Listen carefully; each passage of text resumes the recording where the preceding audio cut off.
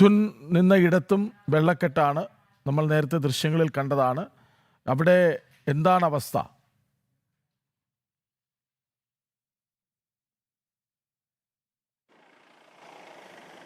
കൃഷ്ണരാജ്, ഞാനിപ്പോൾ നിൽക്കുന്നത് പാലായിലാണ്. പാല ടൗണിലാണുള്ളത്. എനിക്ക് പുറകിൽ ദൂരെ ആ പാല കുരിശുപള്ളി കാണാം.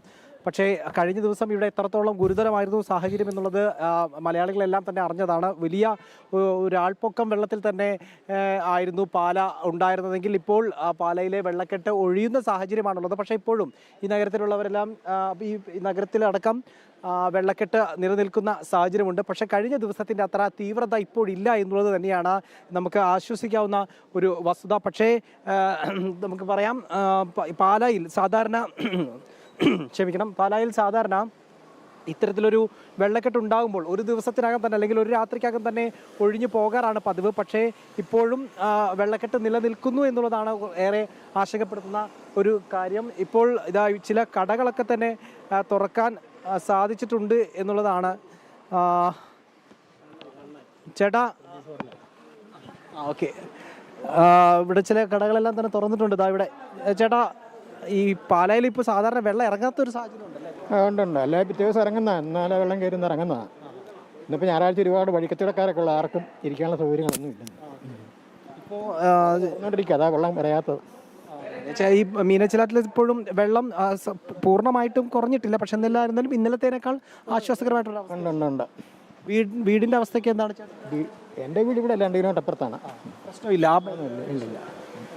ഒരു ഹോട്ടൽ ഇവിടെ തുറന്ന് പ്രവർത്തിച്ചിട്ടുണ്ട്. ഇന്നലെയെല്ലാം തന്നെ പൂർണ്ണമായിട്ടും അടച്ചിട്ടിരുന്ന ചേട്ടാ, ഹോട്ടൽ തുറക്കാൻ സാധിച്ചു അല്ലേ?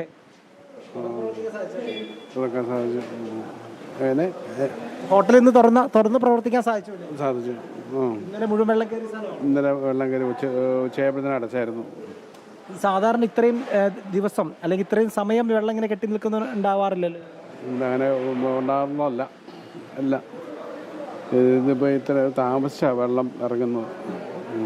അതുതന്നെയാണ് ഇവർ പറയുന്നത്. കാരണം സാധാരണ ഈ പാലാ നഗരത്തിൽ ഇത്തരത്തിൽ വെള്ളം കയറാറുള്ള ഒരു നഗരമാണ്. കാരണം മീനച്ചിലാറ്റ് തൊട്ടപ്പുറത്തുണ്ട്.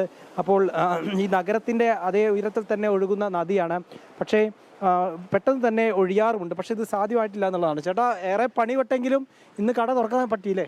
കട തുറക്കാൻ പറ്റുന്ന ഈ വെള്ളം ഇറങ്ങുന്ന കൂട്ടത്തിൽ ക്ലീൻ ചെയ്തില്ലെങ്കിൽ പിന്നെ ബുദ്ധിമുട്ടാണ്, ചെളികളാണ്. അതുകൊണ്ടാണ് നേരത്തെ വന്ന് വെളുപ്പിന് 5:30 വന്ന് ക്ലീൻ ചെയ്യാൻ തുടങ്ങിയത്. പാലക്കാർക്ക് ഇതൊക്കെ ഒരു സ്ഥിരമായോ? സ്ഥിരമായത് ഇതിപ്പോൾ 10-12 പ്രാവശ്യമായിട്ട് വെള്ളപ്പൊക്കം വേണ്ട നമുക്ക് സ്ഥിരമായുള്ളതാണ്.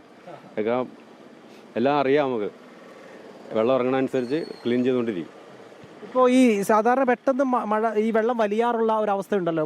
ഇപ്രാവശ്യം താമസിച്ചല്ലേ. സാധാരണ വെള്ളം കയറി ഒരു 2-3 മണിക്കൂർ കഴിയുമ്പോൾ വെള്ളം തന്നെ ഇറങ്ങിപ്പോൾ വന്നു. ഇപ്രാവശ്യം വളരെ താമസിച്ച് ഇറങ്ങിയത്. ചേട്ടൻ്റെ വീടും വീട്ടുകാരൊക്കെ സുരക്ഷിതമാണ്? അവരൊക്കെ സുരക്ഷിത, കുഴപ്പമൊന്നുമില്ല.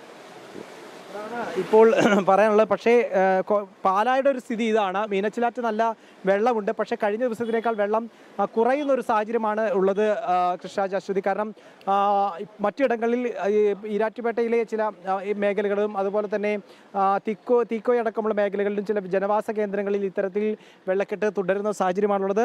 ജില്ലാ ഭരണകൂടം എല്ലാ നിർദ്ദേശങ്ങളും നൽകിയിട്ടുണ്ട്. പലയിടത്തും ദുരിതാശ്വാസ ക്യാമ്പുകൾ തുറന്ന് ആളുകളെ അങ്ങോട്ട് മാറ്റുകയും ചെയ്തിട്ടുണ്ട്. ഗതാഗതം പലയിടത്തും പുനഃസ്ഥാപിക്കപ്പെട്ടിട്ടുണ്ട് കഴിഞ്ഞ ദിവസത്തെ അപേക്ഷിച്ച്. പക്ഷേ ഇപ്പോൾ രാവിലെ മുതൽ, അതായത് പുലർച്ചെ മുതൽ മഴ വിട്ടുനിൽക്കുന്ന ഒരു സാഹചര്യം ഏറെ ആശാവഹം എന്ന് തന്നെയാണ് കരുതുന്നത്. കാരണം മഴ ഇനി തുടർന്നാൽ മാത്രമേ കോട്ടയത്തെ പ്രദേശങ്ങളെ സംബന്ധിച്ചിടത്തോളം ഒരു ആശങ്കപ്പെടേണ്ട സാഹചര്യമുള്ളൂ. ഇപ്പോൾ യെല്ലോ അലർട്ടിലേക്ക് മാറുകയും അത്തരത്തിൽ ആശാവഹമായിട്ടുള്ള സാഹചര്യം തന്നെയാണ് എന്നുള്ളത് തന്നെയാണ് നമുക്കിപ്പോൾ മനസ്സിലാക്കാൻ സാധിക്കുന്നത്. ഏതായാലും തുടർന്നുള്ള മണിക്കൂറുകളിൽ മഴ വിട്ടുനിൽക്കാൻ സാധിച്ചാൽ വീണ്ടും ജനജീവിതം സാധാരണ രീതിയിലേക്ക് കോട്ടയം ജില്ലയിൽ എത്തിക്കാൻ സാധിക്കും. ഋഷാജ്, ഒരു ആശ്വാസമുണ്ട്. കാരണം ഇനി മഴ പെയ്യാതിരുന്നാൽ വെള്ളം തിരികെ പോകും. സ്വാഭാവികമായും ജനങ്ങൾക്ക് ആശ്വാസമാകും എന്നതാണ്. വിവരങ്ങൾ നൽകുകയായിരുന്നു മിഥുൻ അയ്യപ്പൻ.